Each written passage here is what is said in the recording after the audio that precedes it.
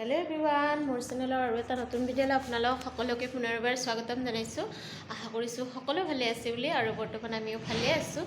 আৰু আজি হৈছে সৰস্বতী পূজা, সেইকাৰণে ভাবিলো ৰাতিপুৱাৰ পৰা এটা ব্লগ ষ্টাৰ্ট কৰি দিও আৰু আপোনালোককো দেখাই যাও সৰস্বতী পূজাৰ দিনটোত আমি কি কৰিলো। চাই থাকক শেষলৈকে আৰু শেষত কমেন্ট কৰি জনাবলৈ নাপাহৰিব ভিডিঅ'টো চাই আপোনালোকে কেনেকুৱা পালে। আৰু এতিয়া ৰাতিপুৱাৰ ব্ৰেকফাষ্ট কৰিবৰ কাৰণে বনাই আছো পুৰি আৰু আলুৰ চব্জি, তাকে দেখাই দিও আৰু চাই থাকক শেষলৈকে কেনেকুৱা পাইছে জনাব।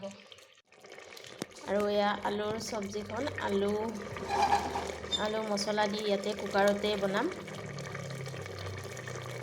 আৰু এয়া মটৰৰ পুৰি বনাম। মটৰৰ পেষ্ট বনাই আটাখিনি মুঠি লৈছো। মটৰৰ পুৰি আৰু আলুৰ চব্জি এনেদৰে বনাম। এয়াই থালখন ৰেডি কৰি দিলো। মটৰৰ পুৰি আৰু আলুৰ চব্জি, আলু আৰু বিলাহীও দিছো। এনেদৰে আমি ৰাতিপুৱা এতিয়া খাওঁ আৰু দেৰিকৈ খাম খিচিৰি। সৰস্বতী পূজা যিহেতুকে আজি অলপ দেৰিকৈ খাম, তেতিয়াহ'লে এইখিনি ব্ৰেকফাষ্টখিনি কৰি লওঁ ৰাতিপুৱাৰ। আৰু এতিয়া খিচিৰি বনাবৰ কাৰণে সাজু কৰিলোঁ। এয়া চব্জি কাটি ৰেডি কৰিলোঁ আৰু প্ৰথমতে বনাই ষ্টকখিনি, তাৰপিছত চব্জিখিনি বনাম। আৰু এয়া খিচিৰি ৰেডি হৈ গ'ল, খিচিৰিখিনিও বনালোঁ।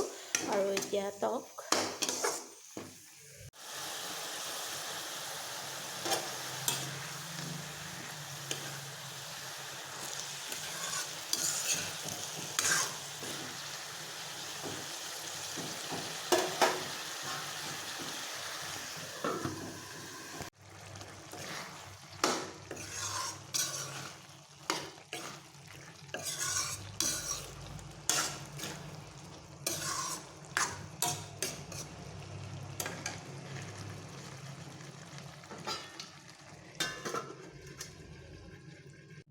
আৰু আমাৰ খিচিৰি আৰু চব্জি টক এনেদৰে ৰেডি হৈ গ'ল। আৰু এয়া মই পৰিৱেশন কৰি দেখাই দিলোঁ আপোনালোকক আমাৰ আজিৰ খিচিৰিৰ থালখন সৰস্বতী পূজাৰ। তেতিয়াহ'লে খিচিৰিখিনি খাই লওঁ মই।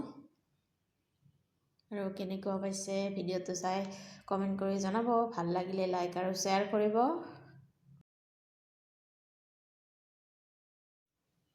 আৰু এতিয়া মই খিচিৰিখিনি খাই লওঁ।